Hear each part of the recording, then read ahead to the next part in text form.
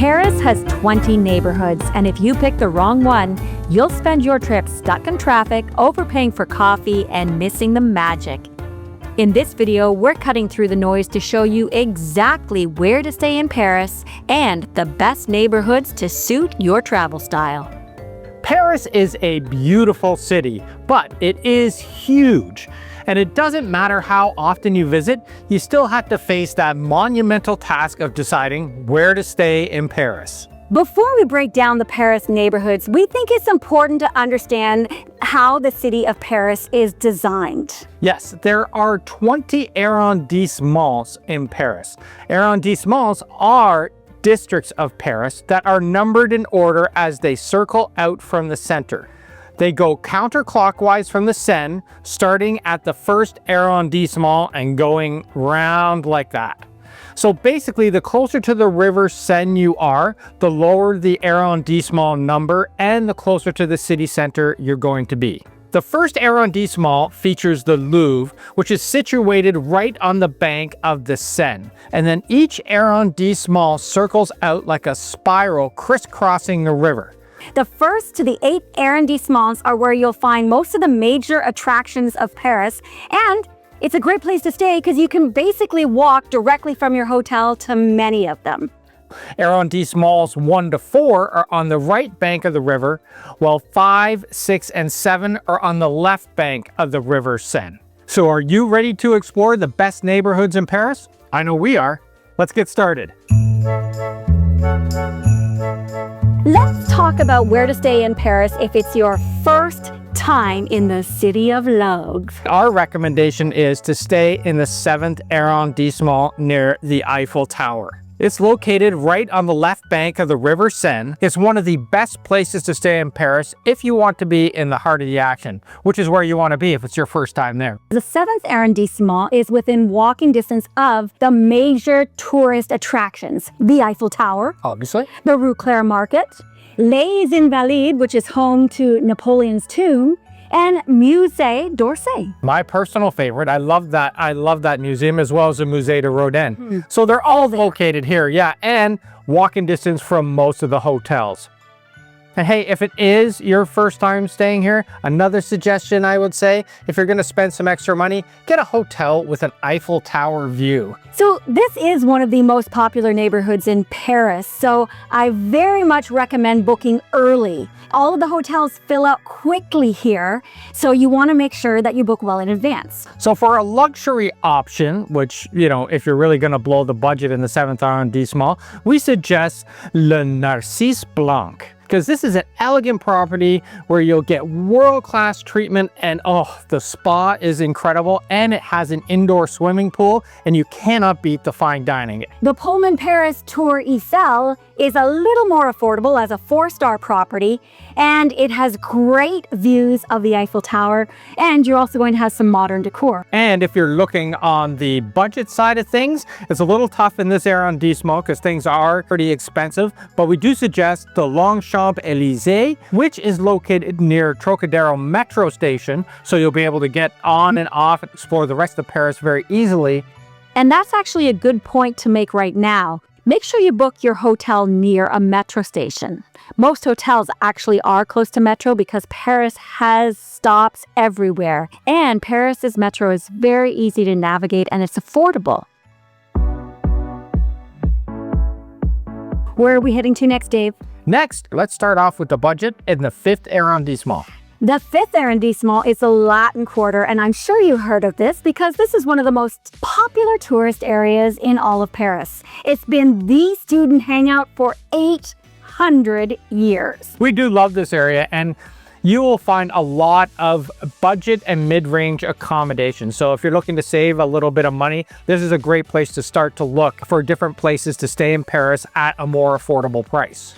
It's also close to some really cool attractions, like the Pantheon or Luxembourg Gardens. Yeah, it took us like 3 trips before we finally went to Louvre. And there's lots of things to see, but it is also our favorite place for affordable food options. In the Latin Quarter, many of the restaurants offer a menu for mule, which is basically a set 2 or 3 course menu that includes a glass of wine. And they're very affordable, and it's a great way to try some French food. Yeah, and if you stroll around the streets, you'll find a ton of great budget food options. So it really caters to the budget traveler. Where are we going to stay in the Latin Quarter? Well, here's a few options for you. The Hotel Manga is a little bit higher level, but it is a little bit more pricey. But it has a wellness center complete with a hammam and massage services. So might be worth it spending a little bit of extra money if you want to stay in Le Marais.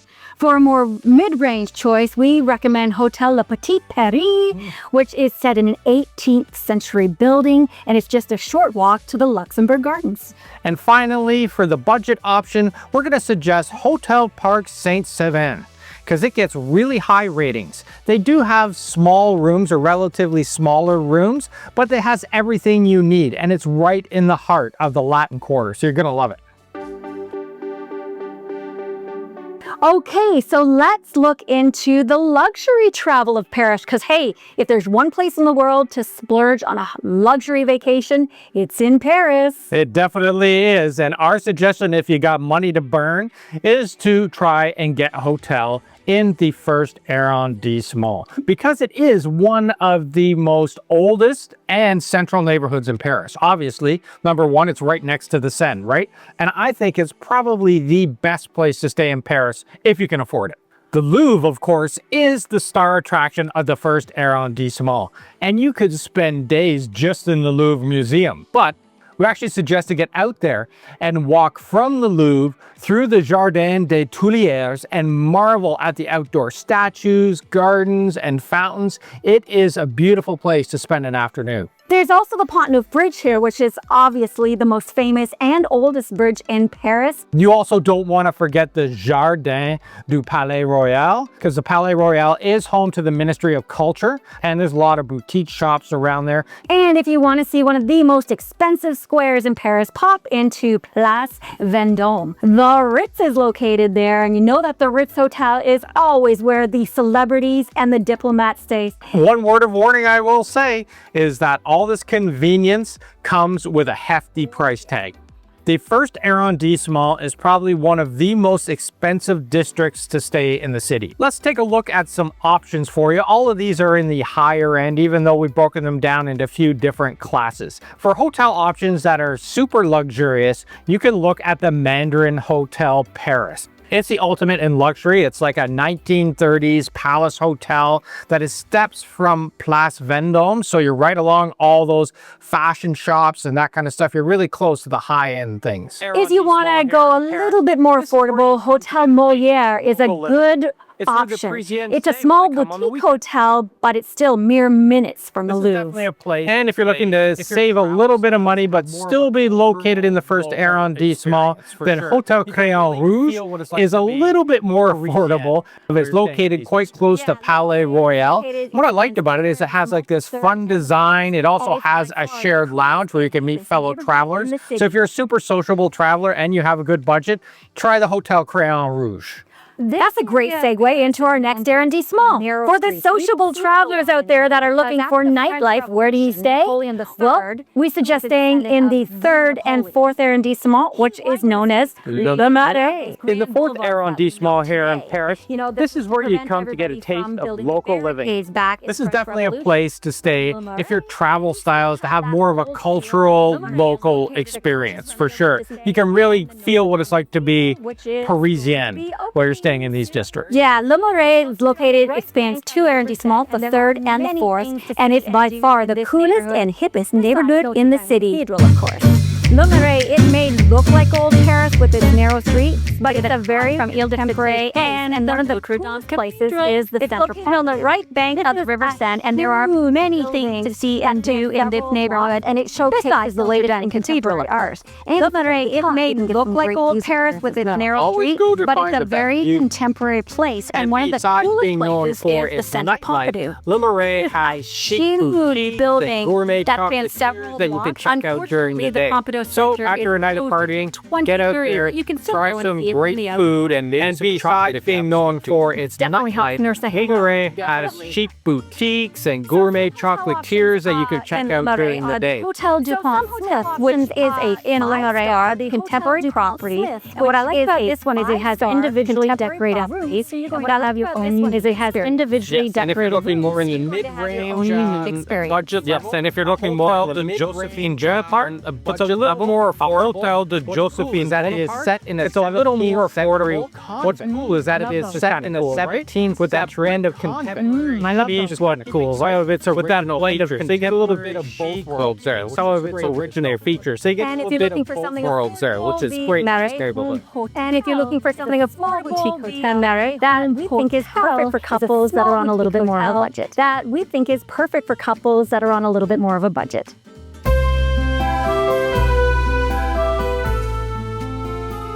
We mentioned the 18th Arrondissement is one of our favorite places to stay in Paris, even though it's quite far from the Seine. And why is that, Dave? It's because it's a wonderful neighborhood that houses Montmartre, our favorite area in Paris. I absolutely love it here. Do you remember the movie Amélie? Oh, of course, one of my favorites. This is her neighborhood, so that's why we love it so much, I think.